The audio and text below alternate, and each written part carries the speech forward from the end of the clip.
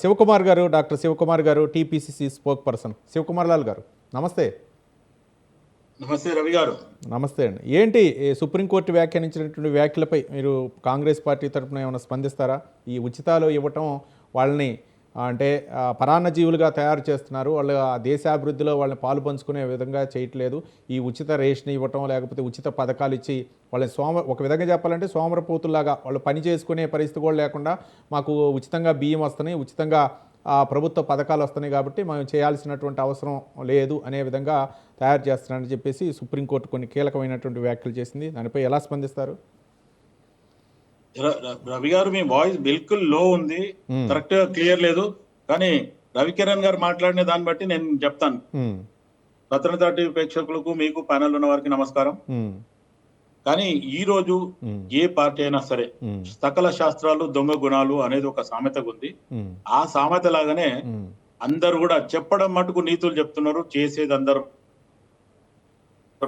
కానీ ఒకటేమంటే ఇప్పుడు రవికిరణ్ గారు మాట్లాడేది ఇప్పుడే కాదు, మనం చాలా డిబేట్లలో ఆయనతో మాట్లాడినప్పుడు ఆయన జీవోలు కానీ లేకపోతే రూల్స్ ఫ్రేమ్ చేసింది మనకు చూపిస్తాడు. నిజంగా కూడా వాస్తవం. ఆయన వ్యక్తిగతంగా బీజేపీ కాకుండా రవికిరణ్ గారికి హ్యాట్స్ ఆఫ్. కానీ ఇదే బీజేపీ కాంగ్రెస్ పార్టీ పెట్టిన మేనిఫెస్టో కంటే మేము తక్కువ మేము ఎక్కువిస్తాము అని చెప్పి వాళ్ళు మాట్లాడతారు. మొన్న ఢిల్లీ ఎలక్షన్ లో కూడా జరిగింది అదే కదా. అది మీరు డిబేట్లో పాల్గొనక ముందు ఆయన వ్యాఖ్యానించారు. ఈ మధ్యకాలంలో మా పార్టీ కూడా ఢిల్లీ ఎన్నికల్లో కొన్ని పెట్టిందండి, మరి అది ఆలోచించాలా, పునరాలోచించాలా, ఈ విధంగా చేయటం వలన ఆర్థిక పరిస్థితిపై ప్రభావం చూపే అవకాశాలు ఉన్నాయని చెప్పారు.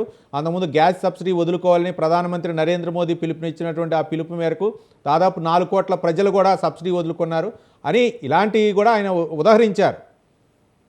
అదే అదే అయితే ఇప్పుడు రవికిరణ్ గారు మాట్లాడిన దాంట్లో నేను కూడా ఏకీభవిస్తా. ఎందుకంటే ₹1 బియ్యం తీసుకొని 10 రూపాయలకు అమ్ముతున్నారు అనేది నేను కూడా మన తెలంగాణలో గానీ లేకపోతే నేను ఉండేది సనత్ నగర్ కాన్స్టిట్యున్సీ తెలుగు రాష్ట్రాల్లో జరుగుతుంది, డివిజన్ లో తెలుగు రాష్ట్రాల్లో ఎంతో మందికి కంప్లైంట్ చేయడం జరిగింది. ఎందుకంటే వైట్ రేషన్ కార్డ్ ఎవరికైనా నిజంగా కూడా అవసరం ఉంది లేదు అనుకుంటే వాళ్ళ పరిస్థితులు నిజంగా కూడా దిగజారిన పరిస్థితులు ఉన్నాయి. నిజంగా కూడా ఆ వైట్ రేషన్ కార్డు ఉండి ఆ బియ్యం తింటున్నారు అంటే అటువంటి వాళ్ళకి ఉపయోగకరం అవుతుంది తప్ప. కానీ ₹1 ప్రభుత్వం ఇచ్చే బియ్యం తీసుకుపోయి వాడు 10 రూపాయలకి ఇంకెవడుకు అమ్మితే వాడు వచ్చి వెహికల్ల మీదనో లేకపోతే సంచులలో నింపుకోపోయి ఇంకెక్కడికో అమ్మడము లేకపోతే ఇంకేదో చేయడం నిజంగా కూడా అది ఎందుకు. ఈ మధ్య కాలంలోనే కాకినాడ పోర్టులో కొన్ని వేల కేజీల బియ్యాన్ని పట్టుకున్నారు కదా. ఎస్ పవన్ కళ్యాణ్ గారు పట్టుకున్నారు అని అది కూడా బోట్ లో షిప్ లో అది పట్టినరు అనేది కూడా మనం చూడడం జరిగింది. దాని మీద కూడా పెద్ద దుమారం లేపడం జరిగింది. నేను కాదంటలేను రవి గారు.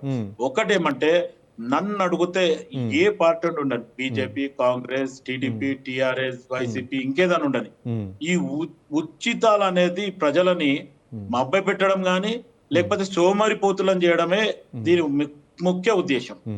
ఇంతకంటే ఇంకా నేను చెప్పాల్సింది. కానీ సరే రైట్, మీరు బయటపడి ఒక అంటే పార్టీకి సంబంధం లేకపోయినా అంటే పార్టీ అభిప్రాయం వేరు, మీ వ్యక్తిగత అభిప్రాయంగా చెప్పవచ్చు అనుకోండి, అది వేరే విషయం.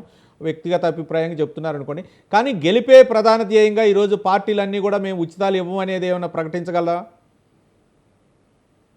నేనేమంటున్నానంటే ఎప్పుడైతే ఉచితాల ఇవ్వడము ఏ పార్టీ అయినా ఇవ్వకుండా ఆగిపోతుందో ఆ రోజే ప్రజలకు కూడా నిజంగా కూడా మనం ఎక్స్పెక్ట్ చేసేది అంటే ఇప్పుడు ఈ డిబేట్ లో మనం ఎక్స్పెక్ట్ చేసేది ఇటు శ్రీనివాసరావు గారు కానీ లేకపోతే రవికిరణ్ గారు కానీ మీరు రవి గారు కానీ నేను కూడా కానీ మనం ఆలోచించేది విద్య, వైద్యం, ఉపాధి కల్పించాలా, ఉండడానికి ఎవరికైతే నిజంగా గూడు లేదో అటువంటి వాళ్ళకి ఇల్లు. గతంలో కాంగ్రెస్ పార్టీ చెప్పేది రోటీ కపడా ఔర్ మకాన్. ఈ నినాదంతో ముందుకు పోతే ఏ పార్టీ అయినా ఈ రోజు ఉచితాలు ఇవ్వకుండా ప్రజలని మీ కష్టం మీరు పడండి, ఖచ్చితంగా మీరు కష్టంతో సంపాదించండి అనేది అయితే రోజు వస్తుందో ఆ రోజు అన్ని పార్టీలు కూడా ఒకటే రూల్ ఫ్రేమ్ చేసి మరి ఎవరు చేయాలా ఎవరికి వాళ్ళు గెలిపే ధ్యేయంగా ఇలా ఉచితాలు ప్రకటిస్తున్నారు. సూపర్ 6 ఒక పక్క ఏమో 6 గ్యారెంటీలు అవి అమలు చేసేదాకా ప్రతిపక్షాలన్నీ కూడా విమర్శలేస్తున్నారు. మీరు 2 అమలు చేశారు, 3 అమలు చేశారు, ఇంకా మిగిలిన 4 ఏంటి, లేకపోతే 420 హామీలు ఇచ్చారు. ఇవన్నీ విమర్శలు వాళ్ళకి 5 సంవత్సరాలు వాళ్ళకి ఇచ్చినట్లుగా అవుతుందా? రవి గారు, మీరు మీరు మీరు అనే మాట నేను కాదంటలేదు. కాంగ్రెస్ పార్టీ మేనిఫెస్టోలో 6 గ్యారంటీలు ఇవ్వడం జరిగింది. 6 గ్యారంటీలు అమలు చేస్తాం అనేది ఒక రకంగా పార్టీ మేనిఫెస్టో. మొన్న ఎలక్షన్ కి పోయింది, మార్పు కావాలి, కాంగ్రెస్ రావాలని బీజేపీ బీఆర్ఎస్ ప్రభుత్వం మీద మా నినాదంతో ముందుకు పోవడం జరిగింది. ప్రజలు కూడా దానికి పట్టం కట్టింది చెప్పింది అనేది వాస్తవం. కానీ నేను నా ఉద్దేశపూర్వ ప్రకారం ఏంటంటే, ప్రజలకు ఎవరికైనా ఏదైతే ఉచిత హామీలతోని ప్రజలనంతా మభ్యపెడుతున్నారు అనేది ఆల్మోస్ట్ ఆల్ మనం ఈ డిబేట్ లా మెయిన్ గా ఆలోచించేది. వ్యక్తిగతంగా అయితే ప్రజలలో కూడా పోవాల్సింది ఏంటంటే, ఉచితాలు ఆలోచిస్తే రేపటి దినము మరి ఎవరు దీనికి ఇప్పుడు సుప్రీంకోర్టు అంటే అనేది ప్రజలు కూడా శివకుమార్ లాల్ గారు, ఇప్పుడు సుప్రీంకోర్టు అంటే ఎవరు ప్రభావితం చేయలేరు కాబట్టి సుప్రీంకోర్టు వ్యాఖ్యానించింది ఆ వ్యాఖ్యల్ని. దాన్ని ఎవరు ప్రజల్లోకి తీసుకువెళ్ళాలి? రాజకీయ పార్టీలే కదా. రాజకీయ పార్టీలు ఏ విధంగా చెప్తే ప్రజలు ఆ విధంగా మూవ్ అవుతారు.